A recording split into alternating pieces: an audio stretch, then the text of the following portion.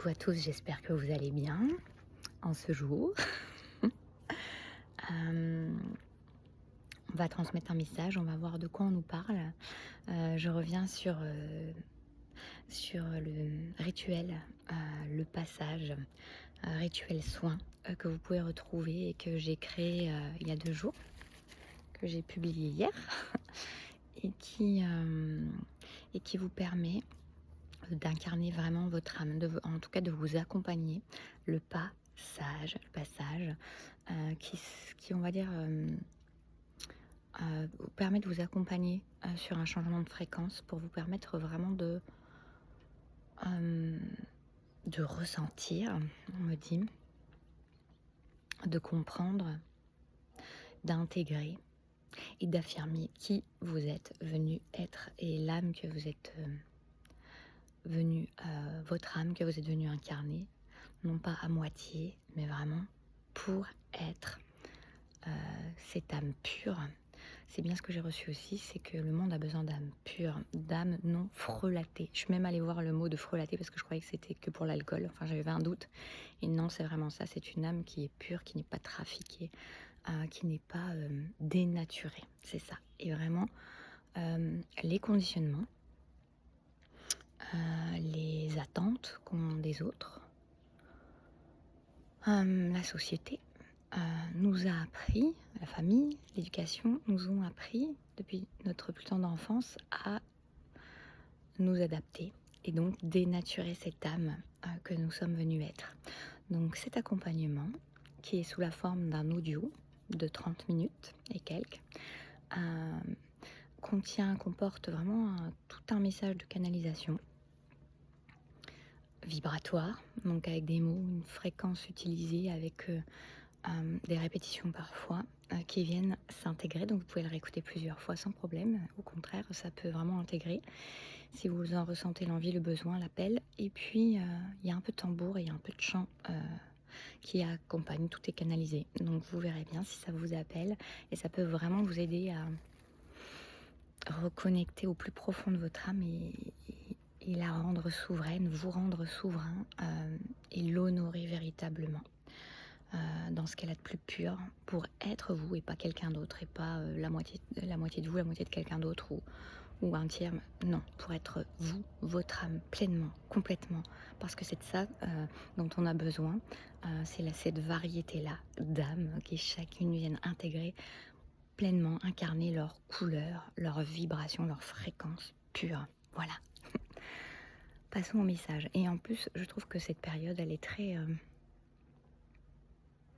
accompagnante au niveau énergie pour justement ces phases de transition, pour passer d'un état à un autre. C'est assez parfait en ce moment. Il y a plein de prises de conscience, il y a plein de changements. Je le vois en moi, je le vois autour de moi, je le ressens aussi énergétiquement.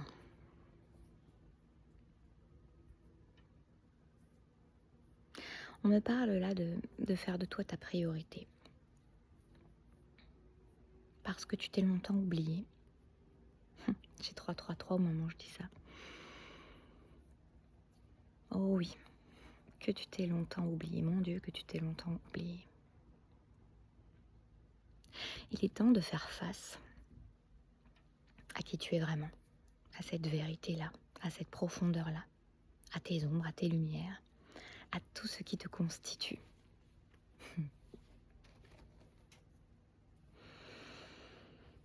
Parce que oui, tu n'as pas à être parfait, parfaite.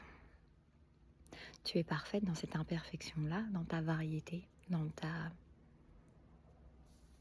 diversité de couleurs, de formes. Et personne ne t'a jamais demandé d'être parfait. Il est temps vraiment de te prendre à bras le cœur, à bras le corps, de t'emporter avec toi et de faire de toi ta priorité là où tu as souvent, plus que souvent, mis l'autre sur un piédestal, l'autre peu importe l'autre, hein, dans quel que soit le domaine, mis l'autre sur un piédestal. Là je ressens aussi des personnes qui ont cherché en vain, ont une quête sentimentale importante, pour toujours trouver quelqu'un à mettre sur un piédestal. Tout sauf toi. Sauf que tout commence par toi. Donc il est vraiment temps, on me montre vraiment de te prendre dans les bras, de t'accueillir tel que tu es, comme tu accueillerais un enfant qui vient de naître.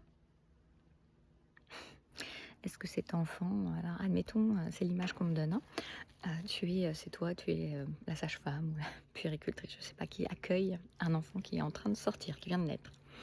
Et là, tu décides que non, cet enfant, il a pas assez de cheveux, trop de cheveux, il a des replis, il a l'air fripé, peu importe. Il chante, il crie pas comme tu as envie, ça te tape sur le système. Enfin, tout ça, qui sont tes propres jugements envers toi-même. Est-ce que ça, tu considérerais que c'est possible de dire ah non, de te détourner, de dire non, bah moi je n'accueille pas cet enfant. Eh bien, en fait, c'est la même chose. On te montre ça de manière exagérée, exacerbée pour te montrer que tout enfant, donc toi, enfant de la source, enfant du divin, enfant de la vie, enfant de l'univers, tu es justement divin, tu es pur dans ton simple appareil et tu n'as pas à te juger pour ça, quel que soit ce que tu es. Désolée, il aboie souvent. Donc, en fait, ils se répondent. Il y en a un autre plus loin et j'entends, ils sont en train de se répondre. Je regarde s'il y a une signification par rapport à ça.